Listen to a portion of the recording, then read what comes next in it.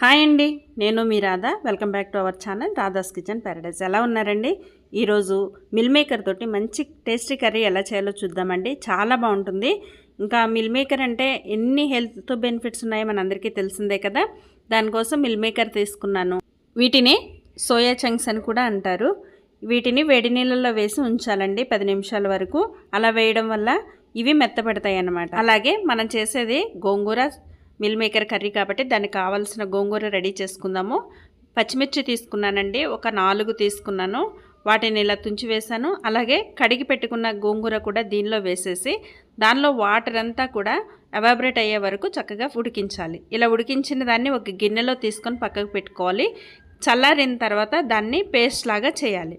ఇప్పుడు ఈ మిల్ మేకర్ని ఇలా వాటర్ అంతా కూడా తీసివేయాలి. మనం వాటర్లో నానబెట్టాం కదా, ఇవి వాటిని అబ్జర్వ్ చేసుకుంటుంది. వాటిని అంతా కూడా అలా పిండి వేసేయాలండి.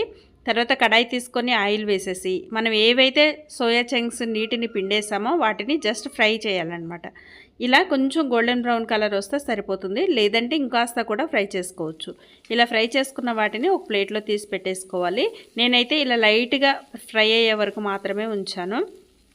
టేస్ట్ మాత్రం సేమ్ గోంగూర మటన్ ఎలా ఉంటుందో సేమ్ అలాగే ఉంటుందండి. చాలా చాలా చాలా బాగుంటుంది. మీరు ఒకసారి ట్రై చేయండి ఈ రెసిపీని, మీరే కామెంట్ చేస్తారు, అంత టేస్ట్ ఉంటుంది.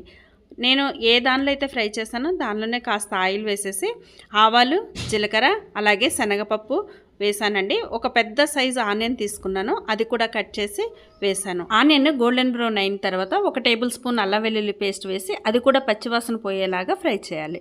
ఇప్పుడు 3 పెద్ద సైజు టమాటాలు తీసుకున్నాను, అవి కూడా కట్ చేసి దీనిలో వేయాలండి. టమాటాలు మెత్తగా అవ్వాలి అంటే పైన సాల్ట్ జల్లితే చాలా మెత్తగా త్వరగా ఉడుకుతాయి.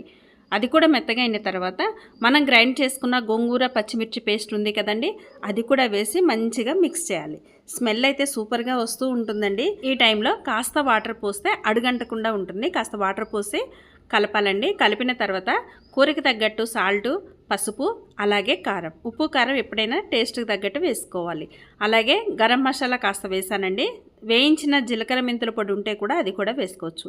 అది కూడా వేసి బాగా మిక్స్ చేసిన తర్వాత మనం ఫ్రై చేసి పెట్టుకున్న మిల్ మేకర్స్ ఉన్నాయి కదా, అవి కూడా వేసి ఒకసారి సాల్ట్ అనేది చెక్ చేసుకొని కాస్త వాటర్ పోసి మనకి ఎంత గ్రేవీ కావాలనుకుంటున్నామో ఆ గ్రేవీ కన్సిస్టెన్సీ వచ్చే వరకు మగ్గించుకోవడమే. అంతే అండి, ఎంతో ఎంతో టేస్టీగా ఉండే మిల్ మేకర్ గోంగూర కర్రీ రెడీ అయిపోయినట్టే. మీరు కూడా ఒకసారి ట్రై చేయండి. నచ్చితే సబ్స్క్రైబ్ చేసుకోవడం మర్చిపోవద్దు. అలాగే లైక్ చేయండి, షేర్ చేయండి, కామెంట్ చేయండి. Thanks for watching friends. మరి ఒక వీడియోలో మళ్ళీ కలుస్తాను.